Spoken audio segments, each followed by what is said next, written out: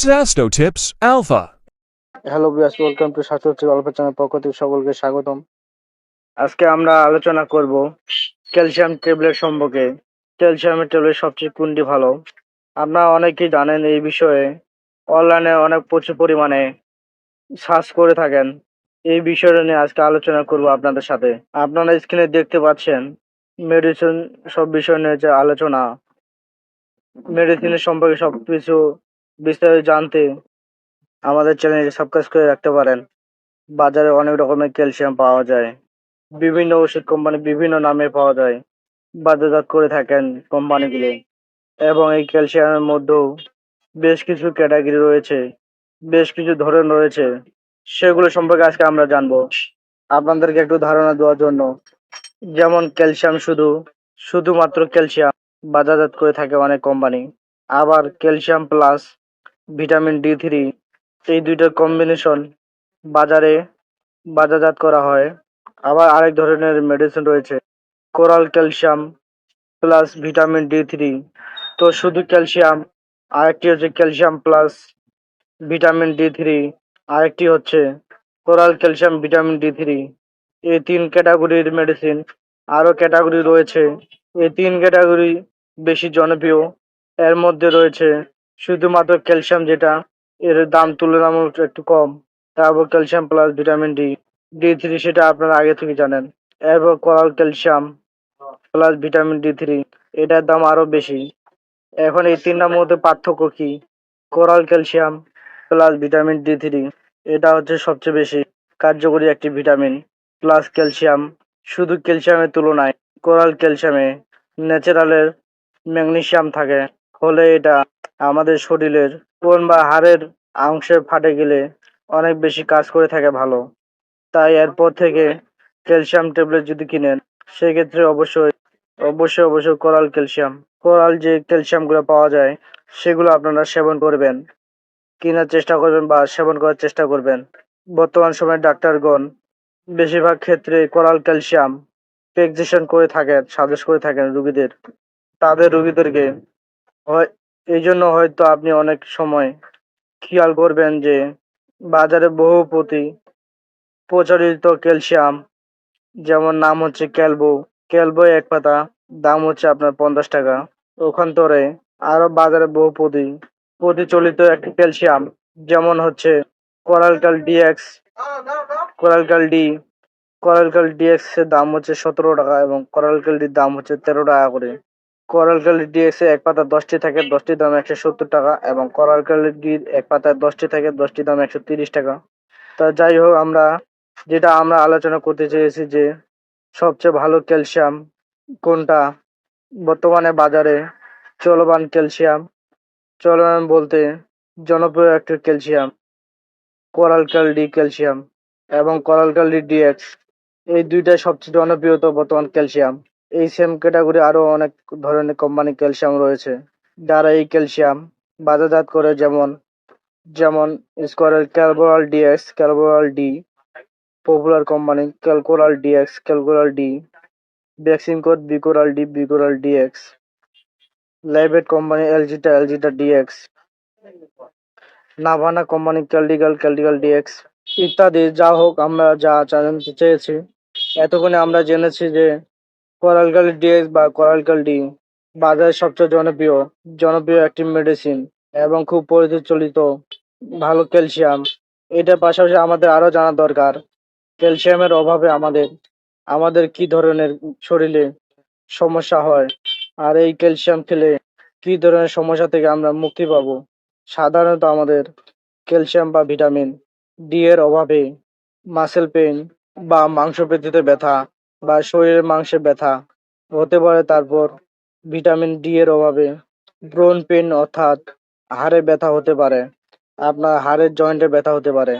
আর হাড় ক্ষয় গেলে, বৃদ্ধ বয়সে হাত পা ক্ষয়যুক্ত শোণিত যদি হয়, সমস্যার কারণে জয়েন্টে ক্যালসিয়াম বা ভিটামিন D এর অভাবে ব্যথা হতে পারে। সেই ব্যথা নিরাময়ের জন্য এই কোরাল ক্যালসিয়াম খেতে পারেন। ভিটামিন D3 খুব কাজ করে ভালো। তারপর হচ্ছে আপনার ক্যালসিয়াম বা ভিটামিন D3 এর অভাবে শরীর প্রচুর দুর্বল হয়ে যেতে পারে। সেই দুর্বলতা কাটানোর জন্য এই coral calcium, vitamin D3, coral Kelly D বা কোরাল ক্যালি ডিএক্স বা কোরাল ক্যালসিয়াম খুবই কার্যকর একটি ভালো মেডিসিন।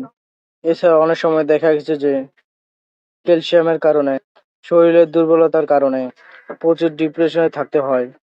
সেক্ষেত্রে আপনি ডিপ্রেশন কাটানোর জন্য এই মেডিসিনটি খুব ভালো কাজে দেয়। এছাড়া বিভিন্ন ধরনের অপারেশনের পর শরীর দুর্বল হয়ে যেতে পারে এবং আপনার অপারেশনের পরবর্তী ক্ষত সারতে দেরি লাগতে পারে। সেক্ষেত্রে সেটি নিরাময়ের জন্য এই কোরাল ক্যালসিয়াম ডিএক্স দেওয়া হয়ে থাকে। পাশাপাশি ডি এর অভাবের কারণে কিন্তু চুল পড়া যেতে সমস্যা হতে পারে, চুল পড়া দেখা দিতে পারে।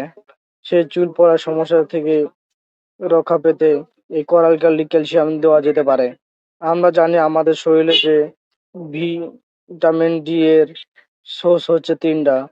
একটা হচ্ছে খাবার থেকে ভিটামিন ডি গ্রহণ করা, দ্বিতীয়ত হচ্ছে সূর্য থেকে ভিটামিন ডি পাওয়া এবং তৃতীয়টা হচ্ছে সাপ্লিমেন্ট অথবা ওষুধ আকারে, মেডিসিন আকারে ভিটামিন ডি পাওয়া। যারা রোদ্রে কম যান, তেমন একটা রোদে যাওয়া হয় না, তাদের ক্ষেত্রে এই ক্যালসিয়ামটি কার্যকর। আপনার এই ক্যালসিয়ামটি খেতে পারেন। আপনার ক্যালসিয়ামের ঘাটতি অনেকটা পূরণ হয়ে যাবে ভিটামিন ডির কারণে। ঘাটতি আপনার অনেক পূরণ হয়ে যাবে। এই কোরাল ক্যালসিয়াম খাওয়ার নিয়ম হচ্ছে প্রাপ্তবয়স্কদের প্রতিদিন দুপুরবেলা করে একটি করে খেতে হবে, সেবন করতে হবে। অনেকে প্রশ্ন করেন কোরাল ক্যালি ডিএক্স এবং কোরাল ক্যাল ডি দুটার মধ্যে পার্থক্য কোথায়? মনে প্রশ্ন থাকে অনেকের সবারই। এই দুটির মধ্যে পার্থক্য হচ্ছে এমজি বা মেডিসিনের পাওয়ার। কোরাল ক্যালি ডিএক্স আপনার হলো 600 mg এবং 400 IU মিলিয়ে 1000 mg পাওয়ার। আর কোরাল ক্যালি ডি হচ্ছে 600 mg। এতটুকু পার্থক্য। এটা কোনো পার্শ্ব প্রতিক্রিয়া নাই। এটা বিরল ক্ষেত্রে হালকা একটু পার্শ্ব প্রতিক্রিয়া দেখা দিতে পারে, যেমন পেট ফাঁপা, বুক জ্বালা, ডায়রিয়া বা কোষ্ঠকাঠিন্য দেখা দিতে পারে। দীর্ঘদিন ব্যবহার কারণে হাইপার ক্যালসিয়ামের হতে পারে। গর্ভাবস্থা এবং সন্তানদানকালীন গর্ভাবস্থায় দৈনিক 1500 মিলিগ্রাম করে ক্যালসিয়াম এবং 600 IU এর বেশি উচিত নয়। প্রাণীদের গবেষণায় দেখা গেছে যে অতিরিক্ত মাত্রায় ভিটামিন গ্রহণের পত্রে বিষাক্ততা তৈরি হয়ে থাকে। তাই অতিরিক্ত মাত্রায় ভিটামিন D3 গ্রহণ করা যাবে না গর্ভাবস্থায় যখন থাকবেন। এছাড়াও স্তন্যদানকারী মায়েদের ভিটামিন ডি ট্যাবলেট মায়েদের বুকের দুধ বাড়াতে সাহায্য করে। সেক্ষেত্রে এটি ব্যবহার করা যেতে পারে। যদি দীর্ঘকাল ক্যালসিয়াম খাওয়া হয়ে থাকে, সেক্ষেত্রে সিরামের মাধ্যমে অনুসরণ করা উচিত।